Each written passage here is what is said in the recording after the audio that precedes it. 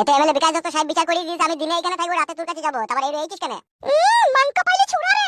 দিনে তো এই যত থাকবি থাক, তোকে থাকতে মানা নাই। বাজার হাটকে এনে দেবে রে, ফাটা কুকুর বেটা। বাজার হাটকে এনে দেবে।